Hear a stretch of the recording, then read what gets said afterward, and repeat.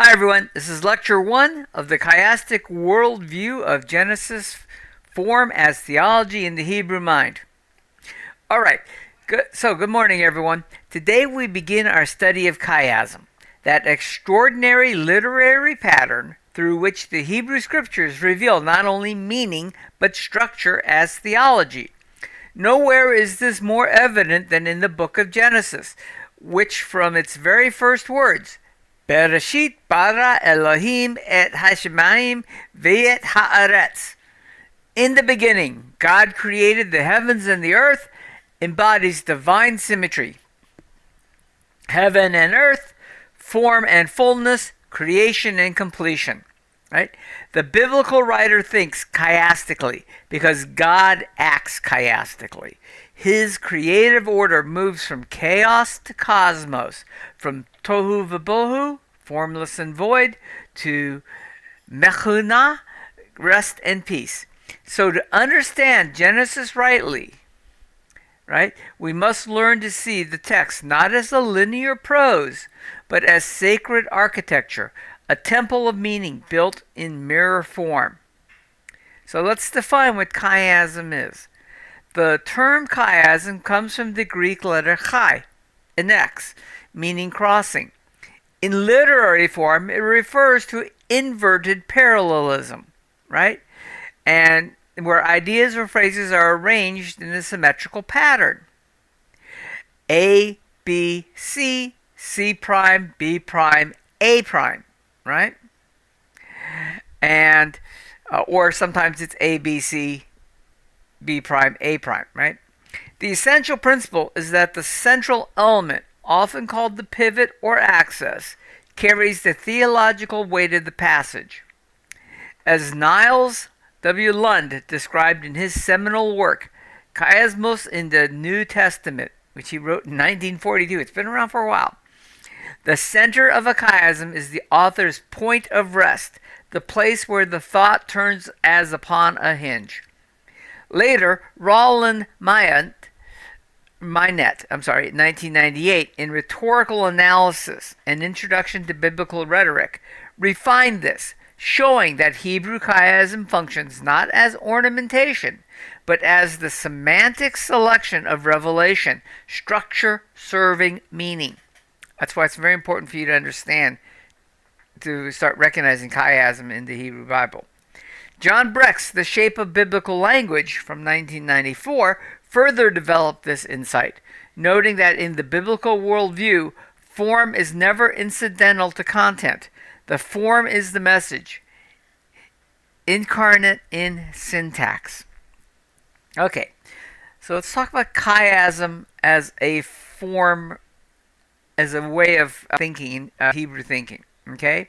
In ancient Hebrew, meaning was not simply stated, it was embodied in pattern.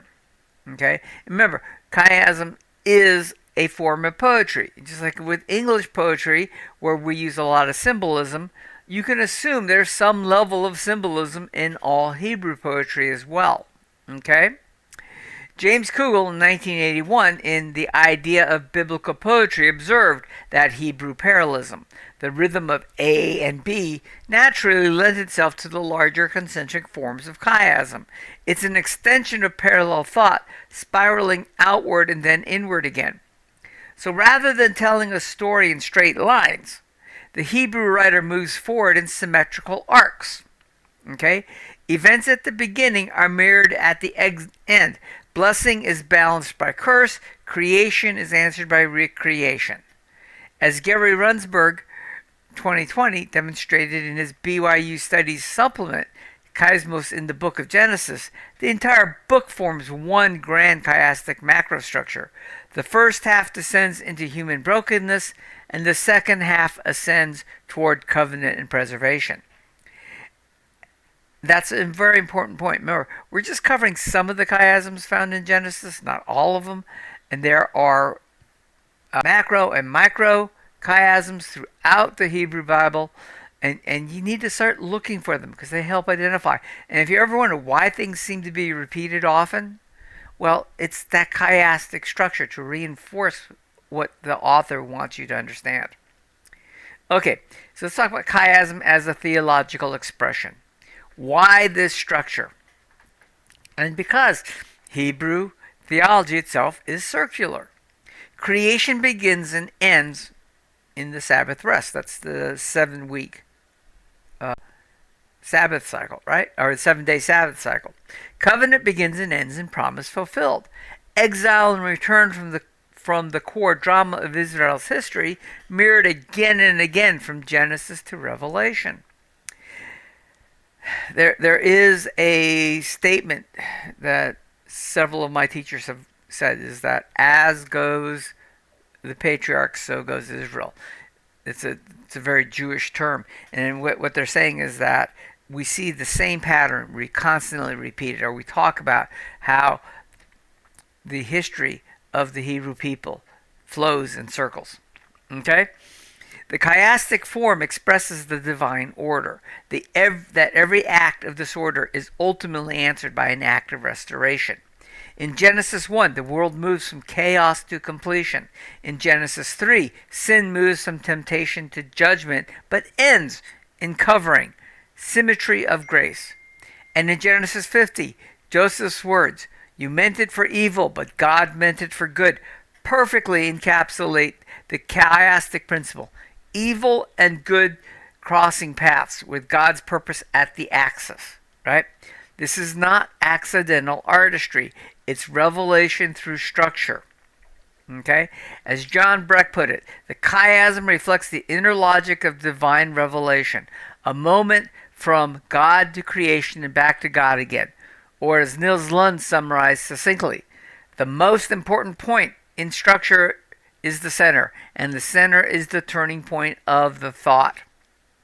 Okay? That's on page 41 of Lund's book. Now, I want you to think about this now. As you start finding these chiasms throughout your Hebrew Bible, and you'll find a bunch in the Greek too. We'll cover that some other time.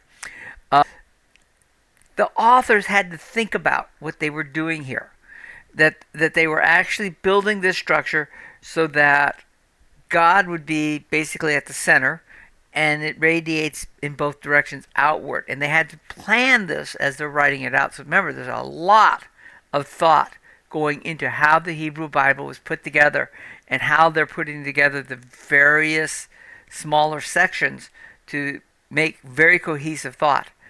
So this is why the Bible definitely deserves serious thought and interpretation on your part, so you can get more than just a simple sermon out of it. You can get some real deep thought into what is God, how is he presenting himself to us, and what are we supposed to learn about him. This is something that, while your pastor can give you a lot of good information on that, it's best done if you do the exploration yourself. Okay? Now, let's talk a little about chiasm in the ancient Near Eastern context.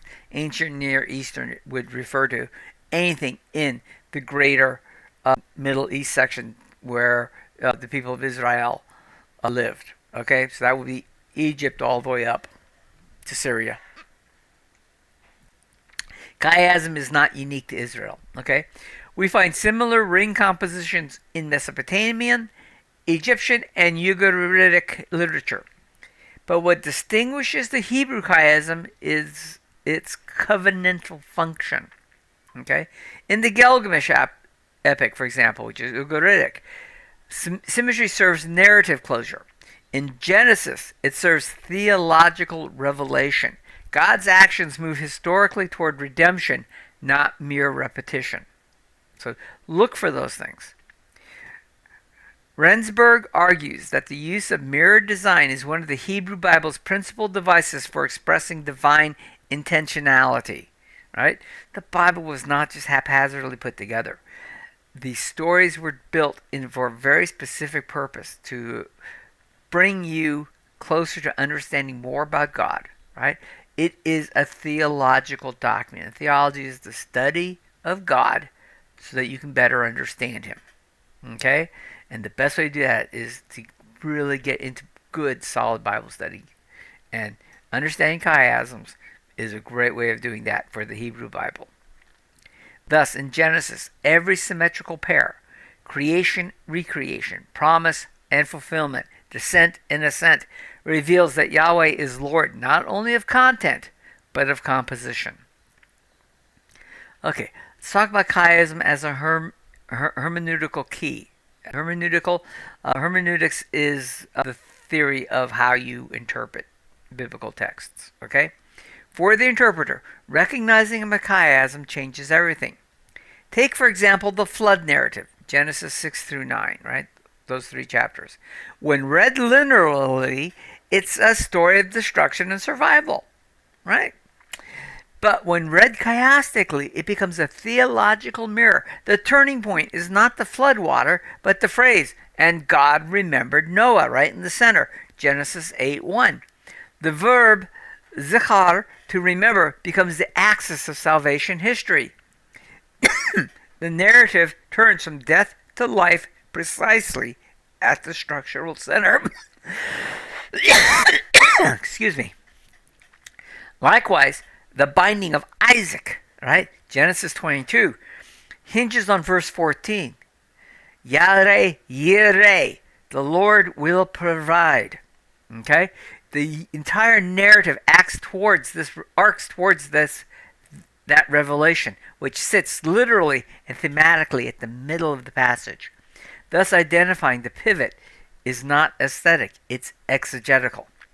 It reveals that the inspired author, under the Spirit, intended us to see as central, as mine notes, the chiasm is the syntax of theology.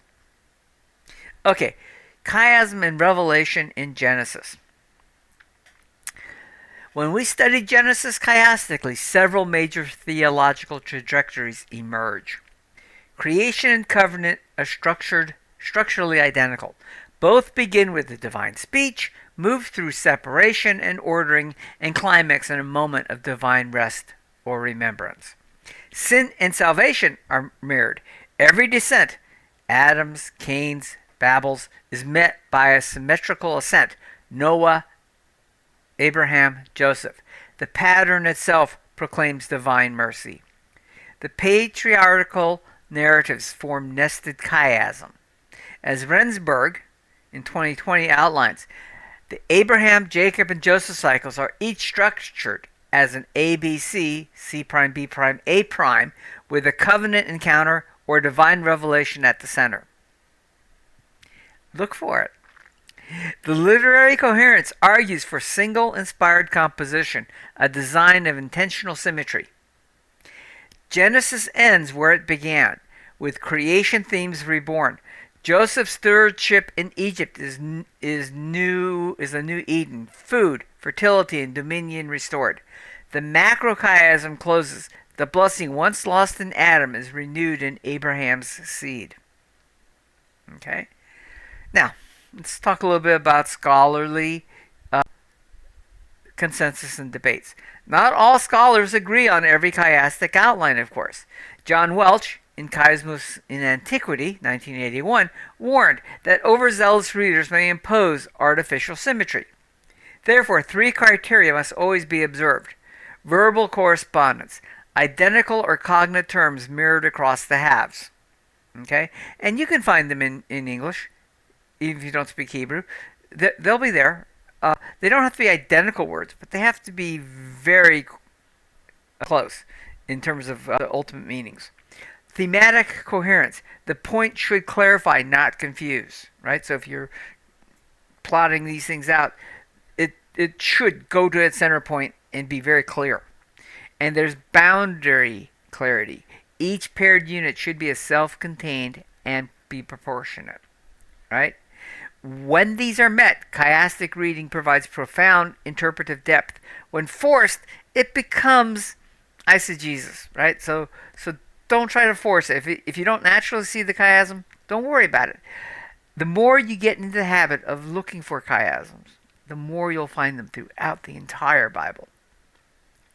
Hence, in this course, we'll follow a disciplined method grounded in linguistic observation, not speculation. Okay. Let's talk about the chiastic principle as theology.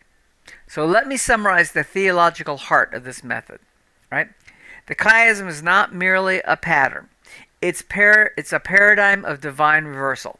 It embodies the reality that God restores in mirror to what sin destroys. Formally, chiasm moves downward and upward, from paradise to exile, from death to resurrection, from curse to blessing, right? Its very shape encodes redemption. The Hebrew mind perceived history very chiastically, what the rabbis later called midah kineg midah, measure for measure, right? Paul mentions that several times in his letters. Divine justice operates by inversion. The deceiver is deceived. The exile returns. The barren gives birth. The humble is exalted. That moral geometry of Scripture finds its literary component in the chiasm. Thus, to read Genesis chiastically is to enter the rhythm of divine order, the structure of salvation itself. So, let's conclude and have some reflection. As we proceed through the coming lectures, we'll see that Genesis is not a random anthology of ancient tales. It's a crafted theological mirror where every descent finds its ascent and every curse its corresponding blessing. From Tohu Vabohu to Menucha, from the serpent's deceit to Abraham's faith, from Babel's scattering to Joseph's reconciliation, the form itself preaches restoration. In the words of Roland Minette, the God of Israel is a God of symmetry. He speaks in forms that reflect his faithfulness. Okay, a couple questions for reflection here.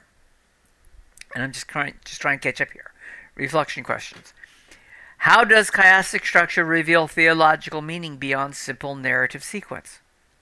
In what ways does the symmetry of Genesis reflect God's character as faithful to restore? Can we see parallels between chiastic movement in Genesis and the structure of the gospel itself? That's a good one. Okay? And why might God choose literary architecture, not just words, as a vehicle of revelation? Think about that. It really points to the supernatural structure of the Bible. Okay? Here are some of the scholarly sources, not all, but most of them, that you can refer to as well.